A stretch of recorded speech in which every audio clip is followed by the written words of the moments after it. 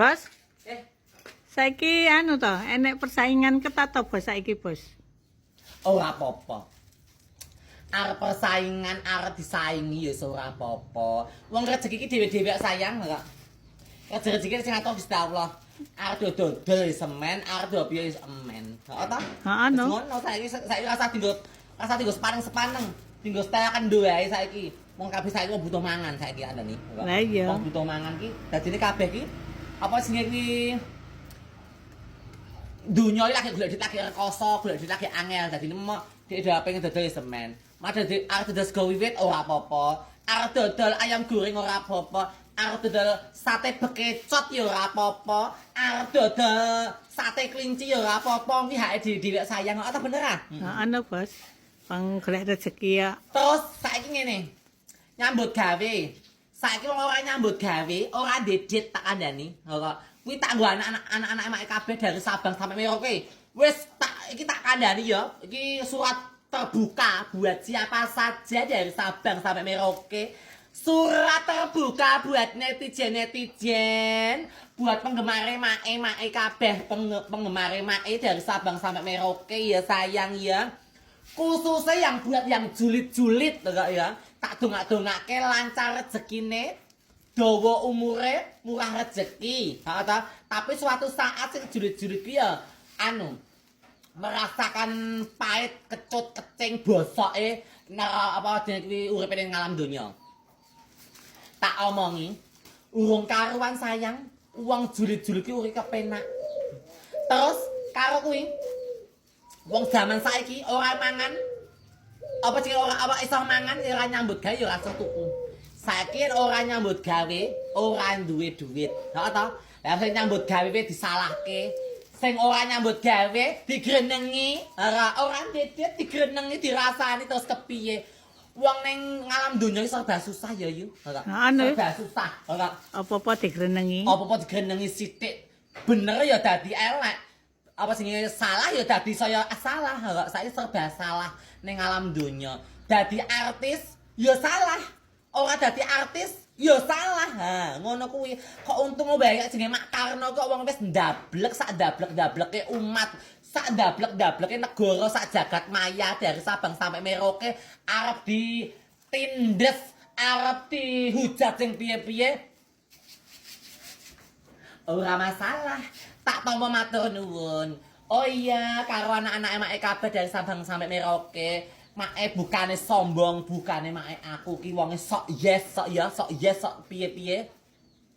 Aku dikasih saran, dikai kritik, aku ki matur nuwun banget, ento. Terus aku karakterku kaya ngene, aku kon ngubah. No, tidak bisa. Aku esok terkenal sak jagat maya ki mergo karakterku ngene. Aku nganggo daster, aku arep mudah, aku arep apa juga kuwi apa jenenge kuwi?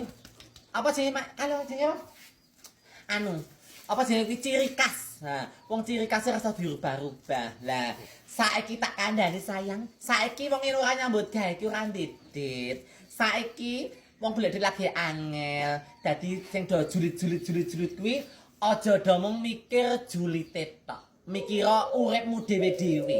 Kowe arep juliti make. Kowe iki do mikira awak-awakmu sik, do mikira uripmu sik, aja mikir uripe iki. Urip iki lho, uripmu iki lho pahit kecing bosok wis tau ngrasake. Tak kandhani sayang. Oh iya meneh siji, Kas.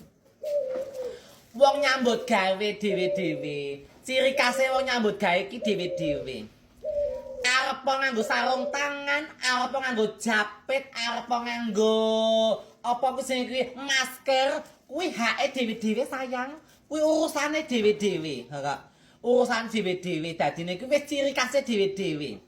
Nenek moyang kita zaman dhisik kuwi ora enek wong nganggo ngene-ngene. Lagi zaman saiki wae sing kokan apa sih?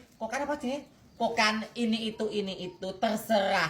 Saumpama awakmu ndelok kontenku, aku ndodoli ora nggo tangan, ora nggo sarung tangan, ora nggo masker, kowe ra doyan, kowe jawab aku mah anu gilani mengurangi rasa apa selera makan gak jadi beli ora tuku rapopo tak kandhani. Kok mak iki dodolan iki blak potang ora tak tutup-tutupi. Apa-apa tak buka kabeh ngerti kabeh kahanane. Dadi rasa tak tutup-tutupi sayang ora usah privasi-privasinan lah. Saiki mau warung makan kono. Warung makan kono. Warung makan kono. Kono ki do nganggo sarung tangan ya semen, arep nganggo japit ya semen, arep nganggo masker ya semen, arep nganggo corong ya semen, arep nganggo apa sih kae? Arep nganggo apa sih kae bego ya semen, kuwi hake dhewe-dhewe. Dadi kowe seneng ya tuku wae, ora seneng rasaku kan komentar. Hi. Apa mengurangi rasa selera makan. Wong tak kandhani ya cah ayu cah bagus kok. Wong urip ning alam donya kuwi dicipake tangan karo Gusti Allah ki dinggo nyambut gawe. Kok urung karuan sayang kowe ki ngelokke nyinyir-nyinyir aku, Kok urung karuan uripmu wis penak. Urung karuan kowe wis resik, omahmu resik, uripmu penak, kok uripmu mulya. Adek kok aku maca komen wae lho. Ngene iki. Kalau warung yang di sana yang baru viral jorok perindapan yang dodolan orang nganggo sarung tangan, aku dadi ra selera tuku. Ora tuku ora apa-apa. Aku ora mbok parani ra apa-apa sayang kok.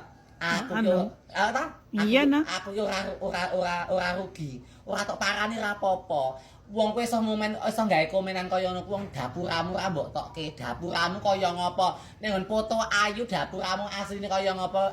Wong ya kabeh do ora ngerti to sayang kok. Sing ngelokke kuwi nek masak nganggo tangan apa ora, Bos? Nganggo congor nganggo tungkak ngono sing ngelokke ngono kuwi kok.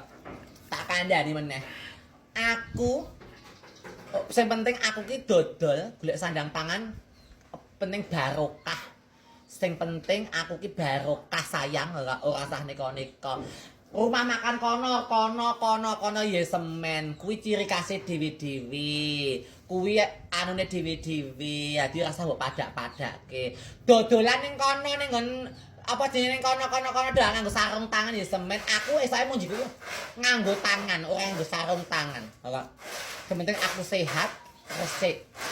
Mama kowe doyan ya tuku ora doyan ora tuku apa-apa. Aku ya omahmu ya ora ngerti kowe wong ngendi aku ya ora ngerti dapuramu kaya ngapa aku ya ora ngerti ya kandhane ya. Wah, dadi nek iki aja sok julit-julit kaya ngerti ya sayang kok. Cukup. Kowe arep dodol ya semen kono wong dodol anyaran ya semen dodol anyar arep dodol pira-pira rega 10.000 arep dodol 5.000 kuwi hake kono dhewe. Hake dhewe-dhewe porsi sendiri-sendiri tak kandhane ya. Kok wong dodol iki akeh. Mie ayam bakso ning pasar ning kono iki sok akeh rega 8.000 7.000 beda-beda kuwi terserah. Aku arep kados sepira-pira kuwi terserah. Kok hake dhewe-dhewe. Ya semen nyambut gawe wong dhewe-dhewe sayang kok. Dadine kowe iki asah do bingung-bingung ya sayang ya sing julit ya kok. Tak dongak-dongake sing juliti lancar rezekine, dawa umure. Ning suatu saat kowe ngrasake pahit, bosok, kecing, deloken lihat saja ya. Camkan itu ya sayang, ya. Rasa sok bersih, rasa sok suci. Runtaran ke suci, kowe cek perawan.